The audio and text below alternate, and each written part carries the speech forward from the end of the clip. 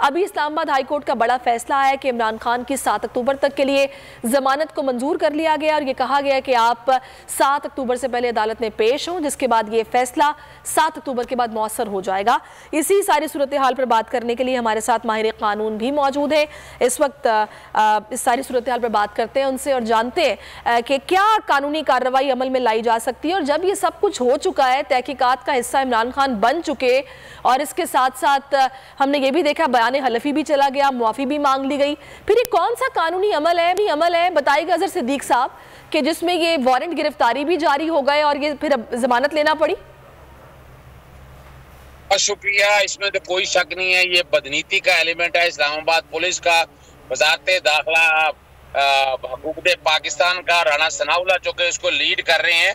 जहाँ ये वही पर्चा है जिसमें 10 अपना 788 लगी थी और 788 डिलीट कर दी गई थी कि ये दहशतगर्दी का मुकदमा तो बनता नहीं है। अब बाकी दफात में भी देखा जाए तो 506 वगैरह जितने हैं ये ज्यादातर जराइम जो हैं ये काबिल जमानत है। इसमें सिर्फ और सिर्फ मुचलके जमा होने हैं। इस स्टेज के ऊपर अभी तक तो समझ तो मुझे नहीं आई कि ये वारंट ऑफ अरेस्ट कौन से जारी कर दिए हैं, या अगर तो पुलिस ने वारंट ऑफ अरेस्ट हासिल किए हैं तो फिर ये तो बात बड़ी वाज़ेह हो गई कि कल जो मरियम नवाज प्रेस कॉन्फ्रेंस कर रही थी तो वो जो एलिमेंट उन्होंने बात किया, हालांकि उनका तो हुकूमत से ताल्लुक नहीं है, तो वो बात तो बड़ी वजाहत के साथ आ गई सामने कि ये वारंट ऑफ अरेस्ट पुलिस ने हासिल की है। पुलिस ने भी साबित करना पड़ेगा कि क्या किस लिए जरूरी है। ना तो ऐसी कोई चीज है जो इस चीज को सामने रख के अगर आपको अपना मुकदमे मतलूब की तरफ लेके जाए। दूसरी बात ये हो सकती है जो कि ये बताया गया था कि इसका बाकायदा चालान जमा हो गया अदालत में। जब मामला अदालत के सामने चला जाए, चालान जमा हो जाए, तो अदालत तलबी के लिए बुलाती है।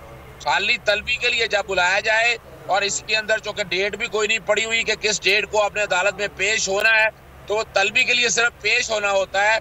अगर दोबारा आदमी ना पेश हो तो फिर नाकाबिले जमानत वारंट जारी किए जाते हैं। वो मैं तो इसमें इन मामलात में यही देख रहा हूँ कि ये बदनीति का एलिमेंट सामने आ गया है। मौजूदा हुकूमत यानी एक ऐसे इक़दाम करने जा रही है कि जिससे आने वाले दौर में उनके लिए बड़ी मुश्किलात पैदा हो सकती है। नहीं तो अजहर साहब अभी जैसा कि आप बदनीयती की बात कर रहे हैं और ये सारा मामला, तो ये कहा गया है कि 7 लिख रहे हैं।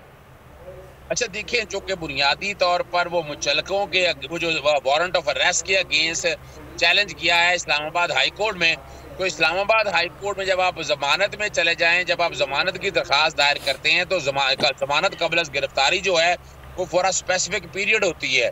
हाई कोर्ट ने तो मेरा जहाँ तक ख्याल है कि ये अपना 7 अक्टूबर तक जमानत अगर दी है, तो जब जमानत कबल गिरफ्तारी अगर आपकी हो तो आपने आगे पेश होना होता है। अब यहाँ ये देखना है कि ये जमानत कबल गिरफ्तारी है या ये सिर्फ वारंट सस्पेंड हुए हैं।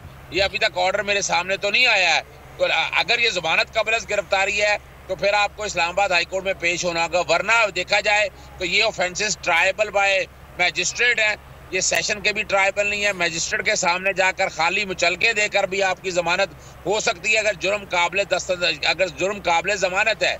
अगर जुर्म नाकाबिल जमानत हो तो जमानत कबल गिरफ्तारी की दरख्वास्त जो है वो मुतलका सेशन कोर्ट में मेरा ख्याल है फिर दायर की जाएगी। शायद इस्लामाबाद हाई कोर्ट में 7 तारीख तक ये मामला पेंडिंग होने का ना आ सके। असल जो बात है वो जिस मामले में हुआ ये कि इमरान खान साहब ने एक बड़े लीडर की हैसियत से आकर और वहाँ ज़ेबा चौधरी की अदालत में पेश हो गए, वहाँ अदालत में माजरत भी कर ली और कल लार्जर बेंच में कंटेम्प्ट ऑफ कोर्ट की दरखास्त की समाअत होनी है।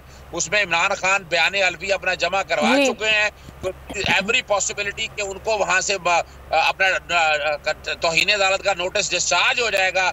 तो वो अब उन्होंने देखा कि ये तो सारे काम खत्म होते जा रहे हैं इमरान खान के खिलाफ, तो फिर क्या किया जाए। तो फिर हुकूमत को कुछ समझ कोई नहीं आया, तो इसलिए उन्होंने ये काम किया है। मैं तो कहूंगा कि हाई कोर्ट को इस मामले को बड़ा सीरियसली ले। अच्छा अजहर साहब, आपने ये बोला कि जैसे कि सारे काम अब नाकाम होते जा रहे हैं, तो फिर ये सोच रहे हैं कि भी अब किया जाए। अभी जो हालिया पेशरफ्त हुई है उसमें वो जो साइफर ऑडियो लीक वाला मामला है उसमें मंजूरी दे दी गई है तहकीकात की और कानूनी कार्रवाई की, जो कि FIA के जरिए होगी। इसको आप किस तरह देख रहे हैं? अभी शेख साहब बात करते हुए तो कह रहे थे FIA क्या करेगा इस मामले में। देखिए, मैं एक तो हैरान हूँ, FIA जो है वो फॉरेन फंडिंग वाले मामले में भी, प्रोहिबिटेड फंडिंग वाले मामले में भी काम कर रही है, हालांकि उसमें भी उसका इख्तियार नहीं है। उसमें भी उसका इख्तियार मौजूद नहीं है। अगर देखा जाए तो यहाँ साइफर में देखना तो क्या देखना है, FIA का इख्तियार कहाँ से आया? या अगर तो ऑफिशियल सीक्रेट एक्ट के तहत चलना चाहते हैं तो उसमें आपकी काबीना के लोग भी बनते हैं, उसमें फिर और वो नेशनल सिक्योरिटी काउंसिल की मीटिंग आएगी तो उसमें तो बड़ा खतरनाक बात की हद तक चले जाएंगे। साइफर में भी कुछ नहीं मिलना।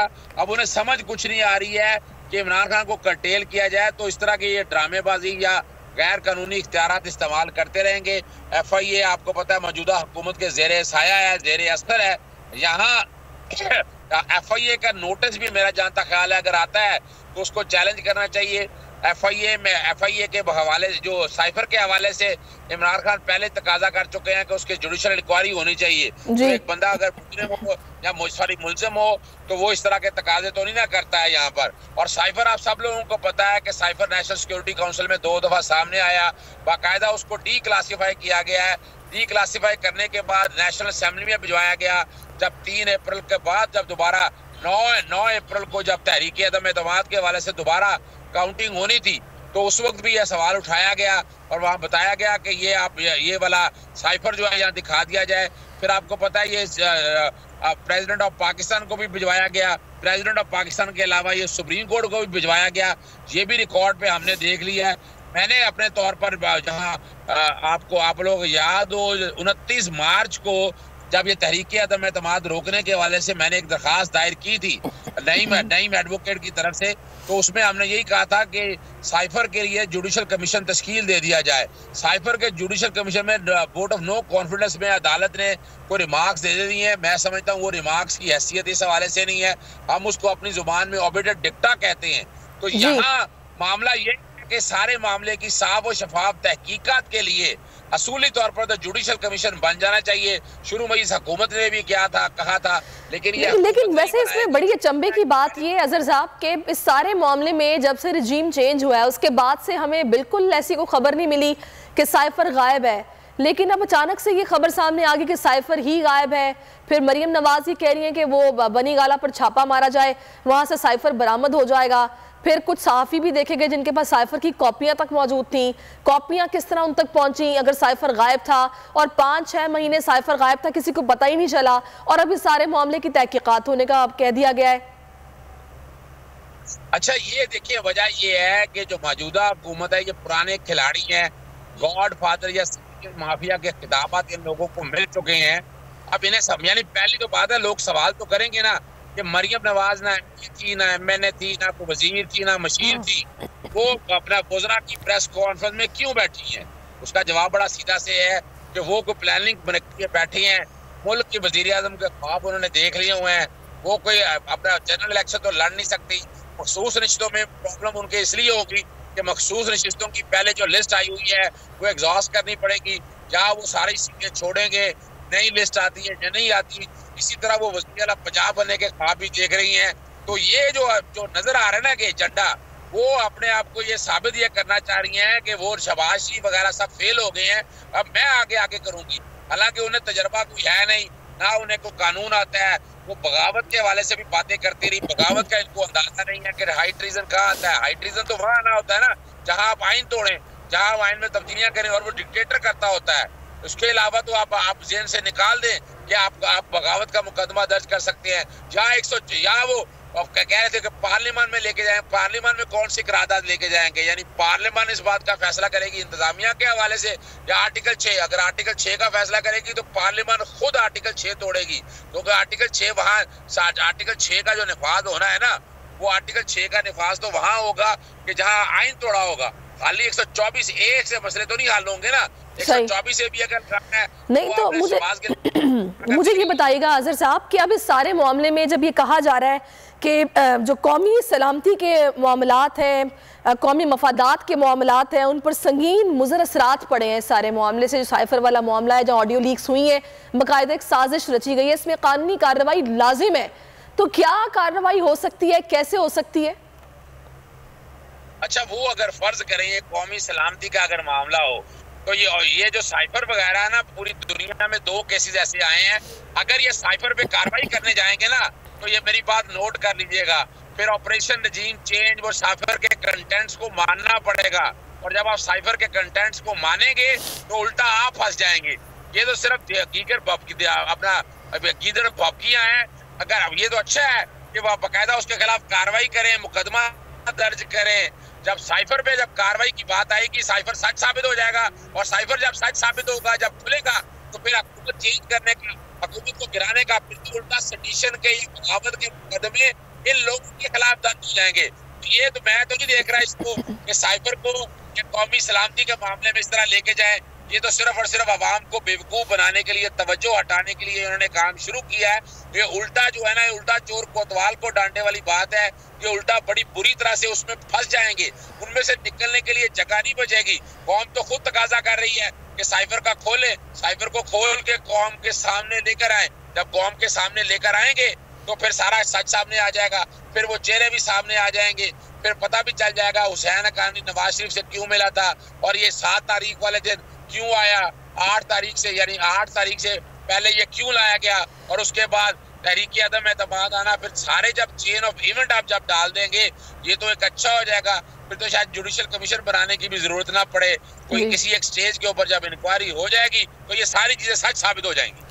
सही। तो अब इस सारे मामले में अजहर साहब मुझे ये बताइएगा कि हम ये देख रहे हैं कि कहा गया है कि इंटेलिजेंस जो एजेंसीज हैं उनके अफसरान को भी शामिल किया जा सकता है, कमेटी बनाई जाएगी जिसमें FIA के अफसरान भी होंगे, वो भी होंगे, और उसके बाद इस सारे मामले की तहकीकात की जाएंगी। तो आप ये कह रहे हैं कि इसके लिए पहले साइफर को मानना पड़ेगा, जो कि ये पहले तो मान ही नहीं रहे थे, लेकिन अब जो PTI है वो तो ये बोल रही है कि इससे हमारे मौक़िफ़ को तक़वियत मिली है कि अब इनको ये इन्होंने मान लिया कि चीज एग्जिस्ट करती थी।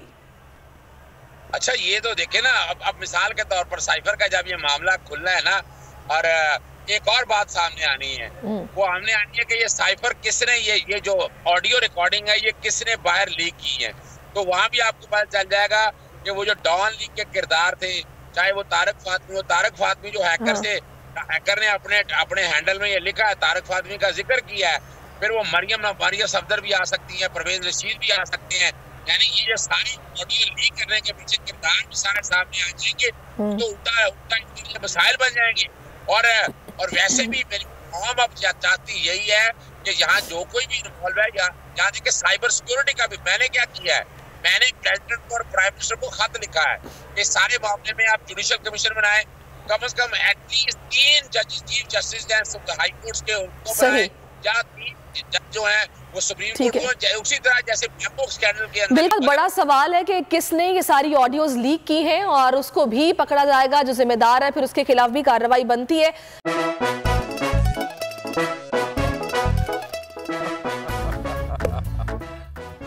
आज इनको फंसा दे। बताओ ऑक्सीजन का क्या फॉर्मूला है? O2। इंसानी आंख कितने मेगापिक्सल है? 576 मेगापिक्सल। अच्छा, वो कौन सा जानदार है जिसकी 5 आंखें हैं? मक्खी।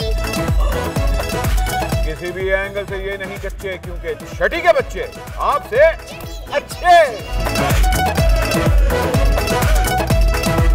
छठी के बच्चे आपसे अच्छे, हफ्ता शाम 5 बजे सिर्फ बोल एंटरटेनमेंट पर। बोल एंटरटेनमेंट के शोज देखने के लिए हमारे चैनल को सब्सक्राइब करें और बेल आइकन पर क्लिक करना ना भूलें। सबसे ज्यादा व्यूज, सबसे ज्यादा रील्स और सबसे ज्यादा रेटिंग के साथ बोल अब भी नंबर 1 पोजीशन पर बरकरार।